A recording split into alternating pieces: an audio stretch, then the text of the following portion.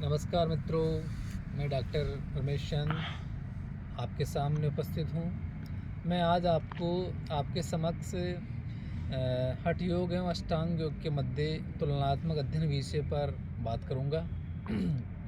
हम जानते हैं कि अष्टांग योग जो कि यम नियम से शुरू होता है। यम नियम, आसन, प्राणायाम, प्रत्याहार, धारणा, ध्यान और समाधि। जबकि हठ योग के षटक्रम से शुरुआत होती है। हठक्रम की षटक्रम, आसन, मुद्राबंद, प्राणायाम, प्रत्याहार, धारणा, ध्यान और समाधि, जो कि महर्षि घरण ने सप्तांग योग के अंतर्गत इनका वर्णन किया है। तो हमारे सामने ये प्रश्न उत्पन्न होता है कि इन दोनों के बीच में मौलिक अंतर क्या है। हठ योग के आचार्यों ने योग की शुरुआत षटक्रम से बताई है, जबकि महर्षि पतंजलि योग की शुरुआत यम नियम के पालन से बताते हैं।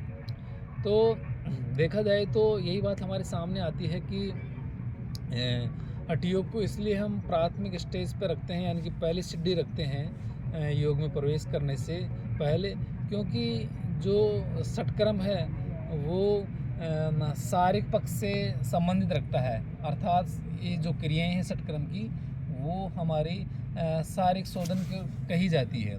जबकि जो यम नियम का पालन है, देखें तो हम अहिंसा, सत्य, अस्त्य, ब्रह्मचर्य, अपरिग्रह, संतोष, तप, स्वाध्याय, ईश्वर प्राणिदान, जो कि योग के मानसिक अनुष्ठान से संबंधित रखती है।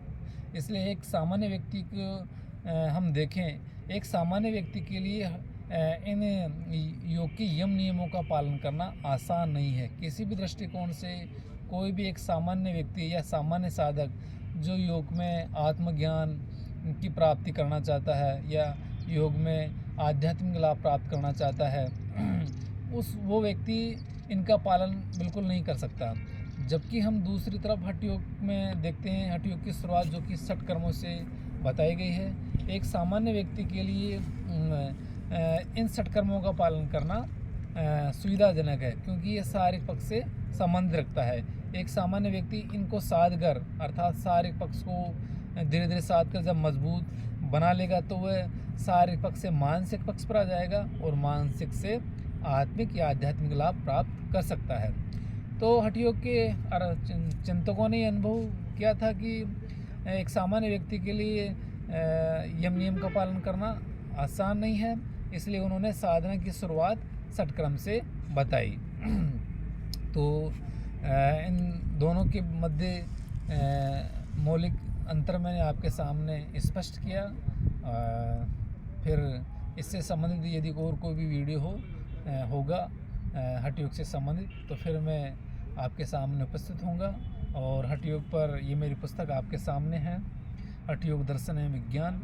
हठ योग के बारे में और भी गहन ज्ञान आप प्राप्त करना चाहते हैं तो इस पुस्तक को खरीद सकते हैं। धन्यवाद।